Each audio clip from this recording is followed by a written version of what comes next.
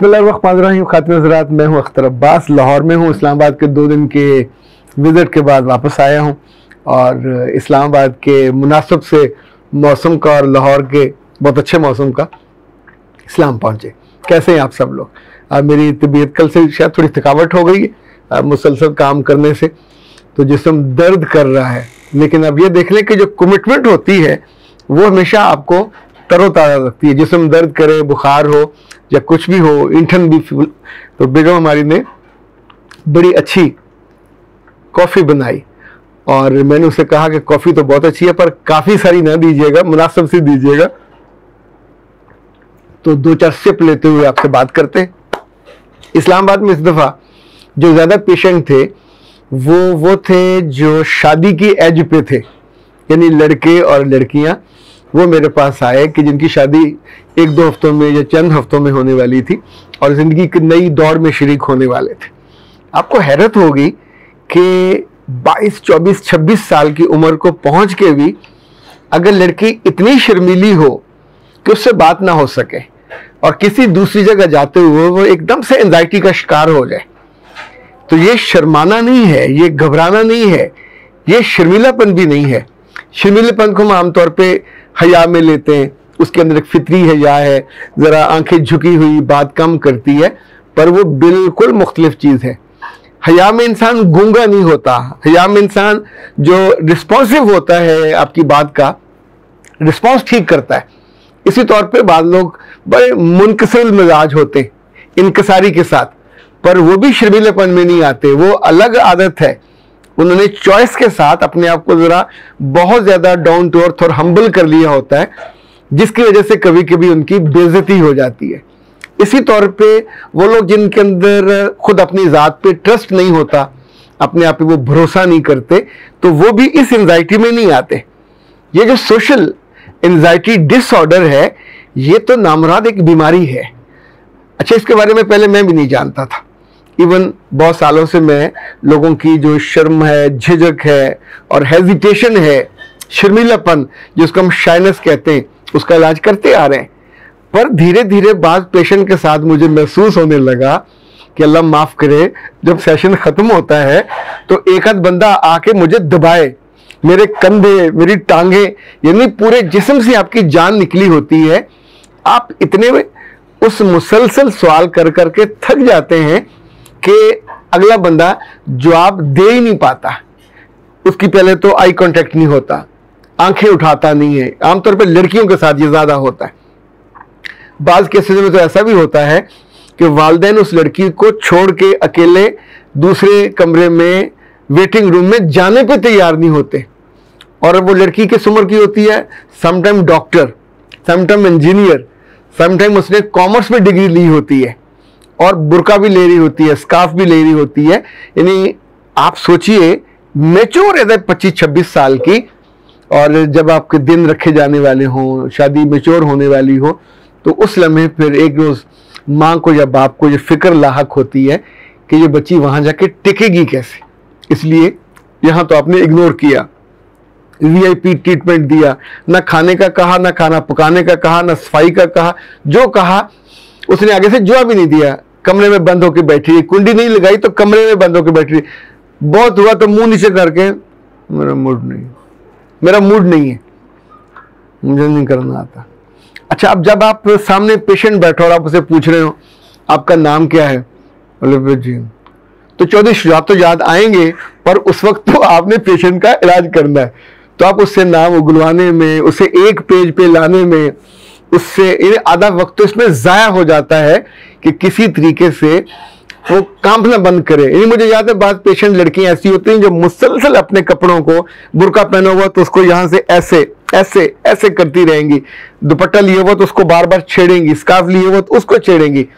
ये एहसास कमतरी का एहसास होता है, ये अंदर के डर का एहसास होता है, अंदर के खौफ का एहसास होता है। आप यू आर नॉट कंफर्टेबल कि आपके माजी में कुछ ऐसी घटना घटी होती है, यानी कोई ऐसा काम या वाकया हुआ होता है कि जो आपने छुपा के रखा होता है, ढक्कन के अंदर, कपड़े के अंदर, अपने दिल के अंदर, और वो जो खौफ है वो आपको फिर होले होले बंद कर देता है। आप सोचते हैं कहीं इसका इजहार ना हो जाए। अच्छा, ये जो इज़्तिराब है, एक वक्त आता है कि आप अपने सगे बहन भाइयों के साथ, माँ बाप के साथ होटल पे खाना खाने नहीं जाते, कल ससुराल में क्या करेंगे, दो दावतों में जाना, पार्टीज में जाना, तो एवरीबॉडी वुड, गौर से लोग देखते हैं ये दुल्हन कैसी है, गूंगी है क्या, इसको किस बात का तकब्बर है, बात क्यों नहीं करती, आंख क्यों नहीं उठाती, खाना खुश होकर क्यों नहीं खाती। यानी दुल्हन से लोग तवक्को करते हैं कि जब खाना खाए तो खाने की तारीफ करे, जिसने खाने की दावत दी उसकी तारीफ करे, जाते उसके पास कोई तोहफा होना चाहिए, वहां कोई बच्चा बैठा हो तो आप बच्चे के बाप से नहीं बल्कि बच्चे से कंफर्टेबली बात कर सके, उसकी माँ से बात कर सके। ये आपका पहला विजिट है, आप अपने ताल्लुकात का, शख्सियत की खूबी का या खूबसूरती का बीज बोने गए हो या उनका शुक्रगुजारी करने गए हो। ये सोशल बॉन्डिंग बननी है।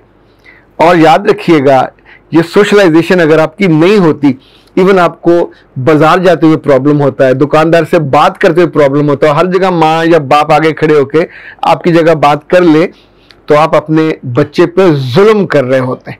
मैं आमतौर पे पूछता हूँ अपने पेशेंट से कि बेटा अगर यहाँ से तुम्हें अचानक उठ के घर जाना पड़े तो क्या रिक्शा ले लोगे, क्या उबर ले लोगे, क्या क्रीम ले लोगे, एंड राइट, यानी तुम्हारे पास फोन पे होना चाहिए ना। आप डॉक्टर बन गए हो, इंजीनियर बन गए हो और उम्र भी आपकी 25-26 साल है, तो बताया जाता है कि नहीं कभी नौबत ही नहीं आई, अब्बा अम्मा ने कभी अकेले छोड़ा ही नहीं है। तो ये लड़की या ये लड़का, इसका जो सोशल डिसऑर्डर है हम उसे कहते हैं सैड, SAD, सोशल डिसऑर्डर, ये एंजाइटी का डिसऑर्डर है। इसका बाकायदा इलाज किया जाता है। इसका इलाज नींद की गोलियां नहीं है, ये किसी साइकेट्रिस्ट के पास जाने वाला इलाज नहीं है। आएंगे आप लाइफ कोच के पास, क्योंकि साइकोलॉजिस्ट के पास जाएंगे तो आपके वो 20 सेशन लेके आपकी मत मार देगा और उसका कंसर्न नहीं होता, वो अपना वक्त पूरा करेगा, आपसे पूछता रहेगा, आप नहीं जवाब दोगे, वो आपकी शक्ल ऐसे देखता रहेगा, फिर उर्दू में दिल में कहेगा, हाँ खसमानू तू बोल भी नहीं तो मैं तेनू क्यों बुलावा। लेकिन जिसका कंसर्न होगा वही आपको बोलने पे आमादा करेगा। अपने बेटों और बेटियों का जब वो ग्रो कर रहे होते हैं, बतौर खास उनका मुशाहिदा किया करें, उनको वॉच किया करें। अगर आपको कभी पूछना पड़ जाए कि मेरे बच्चे तो आखिरी दफा कब मुस्कुराई थी, तो सोचे ये कितने डर और खौफ वाली बात है कि आपकी बच्ची को या बच्चे को मुस्कुराना भूल गया हुआ है। आपकी मौजूदगी में वो बिल्कुल क्लोज हो जाती है। कोई नया बंदा आ जाए तो बाज दफा थर थर कांपने लगते हैं, हाथों की जो उंगलियां हैं शिवरिंग वाली कैफियत हो जाती है। अच्छा, जो लड़की जितना ज्यादा अपने चेहरे को और बदन को ढांपती ढांपती यहां तक नकाब ले आएगी और उसके बाद आई कांटेक्ट भी नहीं करेगी, तो ये झिझक और शर्माना उसके साथ प्रॉब्लम नहीं है। सोशल जो एंजाइटी डिसऑर्डर है वो उसका शिकार है। ऐसी सूरत में ये इतनी बड़ी बीमारी और कमी के साथ आप किसी भी नए खानदान में जाके घुल मिल नहीं सकते, आप उनके दिल में जगह नहीं बना सकते। इवन उस जगह जाके बाज मैंने ऐसे पेशेंट देखे कि जो जब बहुत जोर लगाने पे बात करते हैं तो कहते हैं मुझे इसलिए डर लगता है, इसलिए मैं नहीं बोलती कि लोग मुझे देखते। बंदा पूछे कि तुम कोई लेडी डायना हो, तुम कोई मतलब चले किसी की लेना ना मिसाल, कोई ऐश्वर्या राय हो, तुम आज की हीरोइन का नाम मुझे नहीं आता, मैं पुरानी की नाम ले रहा हूं, तो लोग तुम्हें क्यों देखेंगे। यानी लोगों के पास देखने में इतना वक्त है कि तुम्हारी तरफ मुतवज्जो हो। पर अगर यू आर एबनॉर्मल, अगर यू आर, आपके अंदर कोई डिसऑर्डर है, you are facing and enjoying and executing a disorder, उठने बैठने का, आपको मतली हो सकती है नए लोगों से मिलते हुए, आपको हकलाहट हो सकती है नए लोगों से मिलते हुए, आप शिवर कर सकते हैं, आप एकदम से आप कहेंगे मेरा दिल बहुत धड़क रहा है, मुझे बड़ी परेशानी हो रही है, तो माँ बाप उस वक्त परेशानी से आपको अंदर ले जाएंगे। रिश्ता कैसे होगा, रिश्ते कैसे चलेंगे। अगर आप जॉब कर रहे हो तो वहां तो नए नए लोग आएंगे, आपसे बात भी करेंगे, उस वक्त आप मुंह में वो घुंघनियां डाले गुनगुन करोगे तो आपके बारे में लोगों की ओपिनियन कितनी बुरी होगी।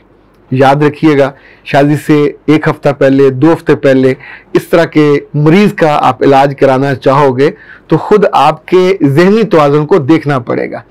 यानी आप सोचिए, माएँ गांव की हों तो उन्हें भी पता होता है कि उपटन कब लगाना है, उन्हें भी पता होता है कि जिस्म की मेंटेनेंस, जो सफाई कब करनी है, वो भी अपनी बच्चियों को कम इल्म के बावजूद प्रॉपर तैयार करती हैं। और आप जानते हैं कि आपकी बच्ची का ज़हनी एबनॉर्मेलिटी का मसला स्टार्ट है और कितने बरसों से ना आपने उसका खौफ दूर किया, ना किसी के पास लेके गए, ना उसका डर दूर किया, ना लोगों के साथ उसकी जो सोशलाइजेशन थी उसकी कमी को एड्रेस किया। बल्कि अगर वो गोशा नशीन भी हो गई, कमरे में अकेली भी हो गई, गोशा नशीनी और तरह की चीज होती है।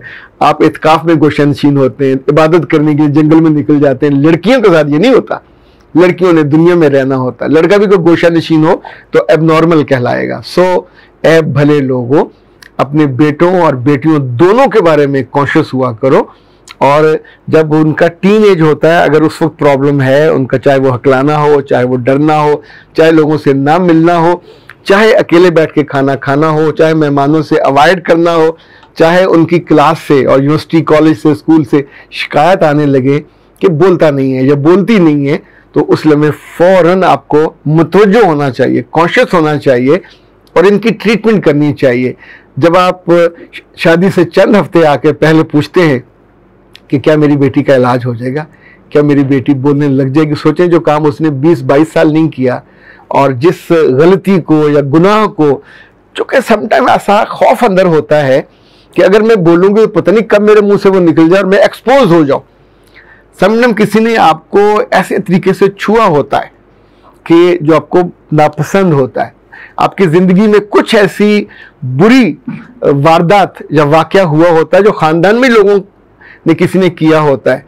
पर ये सारी चीज़ों को, चाहे वो खौफ समाज का हो, चाहे वो खौफ ख़ानदान का हो, चाहे वो खौफ आपकी दूसरी जिन्स का हो, लड़की को लड़के का हो सकता है, तो इनफैक्ट ये अगर आप वक्त पे एड्रेस कर लें तो ठीक है, बचाव हो जाएगा, बचत हो जाएगी। वरना मैंने लड़के और लड़कियों को नशे में जाते भी देखा है, उनको खुदकुशी करते भी देखा है, खुदकुशी कामयाब ना भी हो तो उसकी कोशिश ज़रूर करते देखा है। और ये जो अकेलापन है, ये आपको अपने ख़ानदान में सब मोहब्बत करने वालों से काट देता है। यानी हर कोई मेरी तरह 1 घंटा मुसलसल मुशक्क़त में जाके सवाल पे सवाल करते हुए, अपने चेहरे पे मुस्कुराहट को सजा के रखते हुए, ये मुशक्क़त मुफ्त में नहीं की जाती। और लोग जल्दी अपनी जान छुड़ा लेते हैं, कहते हैं कि बोलना तो उसने है नहीं, अब उससे क्या बात की जाए। इवन सगा बाप और सगी माँ भी पास से सलाम करके उसने जवाब तो देना नहीं है, आगे मुस्कुरा के हाल तक नहीं पूछना होता, और आपको फिक्र नहीं होती कि उसकी जो ग्रोथ है एबनॉर्मल हो रही है। इनका इलाज करवाया जा सकता है और इनके इलाज की तरफ वक्त पे तवज्जो देनी चाहिए। अख्तर अब्बास को दीजिए इजाज़त। अस्सलाम।